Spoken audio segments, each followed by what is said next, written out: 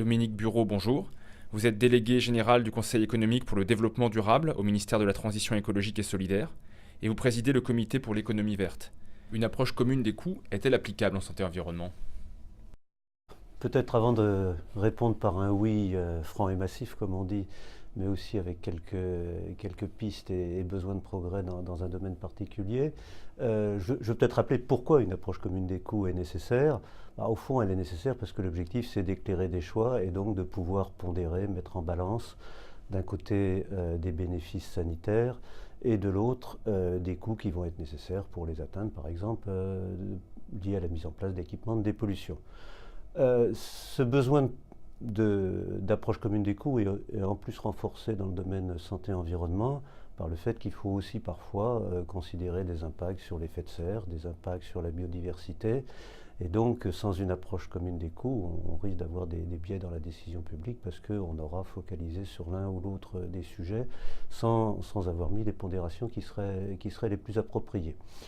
Alors vient la question, donc, est-ce applicable? Alors ma réponse, il y a plusieurs manières d'aborder cette question.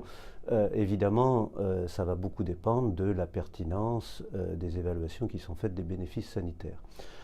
Ceci étant, je pense que derrière votre question sur l'applicabilité, il y a l'idée qu'il faut aussi avoir une vision peut-être plus globale, parce qu'on peut estimer par des méthodes différentes dans les différents domaines différents coûts.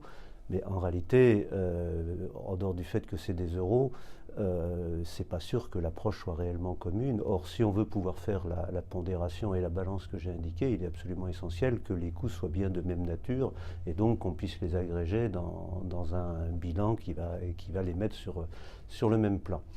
Alors, pourquoi je réponds oui? J'ai envie de répondre oui d'abord par rapport à l'observation, notamment ce qui a été fait aux États-Unis pour l'évaluation du Clean Air Act démontre vraiment comment on peut faire ce genre d'évaluation de mesures qui ont été prises depuis les années 70, montre que ces mesures sont bénéfiques pour la société.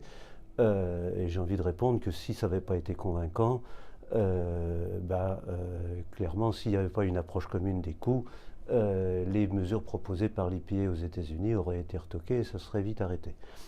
Incidemment, ça permet quand même de faire le lien avec le cadre institutionnel, c'est-à-dire que pour avoir des progrès, le cadre institutionnel est extrêmement important et pousse au progrès. Enfin, en l'occurrence, cette exigence qui avait été mise par des gens qui n'étaient pas pro-environnementalistes, en l'occurrence Reagan, a finalement poussé à faire des progrès et qui permet de répondre aujourd'hui que oui, on a des estimations qui peuvent servir à éclairer les choix.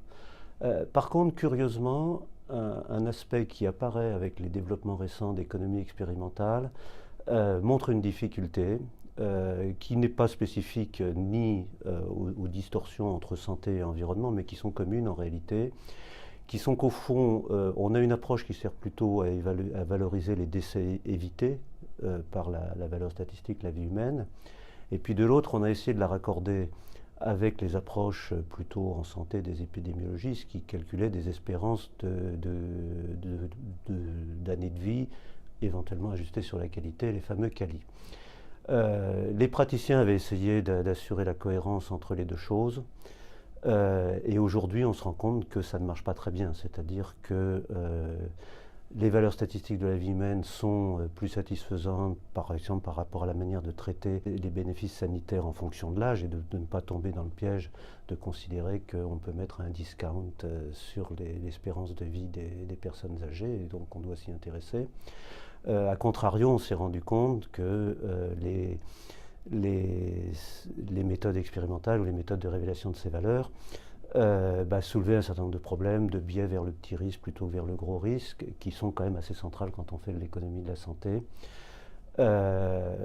Donc aujourd'hui, on est un peu entre les deux. On pensait que les méthodes se raccordaient parfaitement et en réalité, elles ne se raccordent pas tout à fait. Et donc, je pense que les progrès vont être de se reposer ces questions. Et c'est important en santé-environnement, puisque ce qui est devenu, l'un des éléments importants, je dirais, en santé-environnement, c'est l'importance prise par les effets chroniques des pollutions, et donc qui nous rapproche plus des choses sanitaires habituelles et pas seulement de décès évités catastrophiques de type sécurité routière.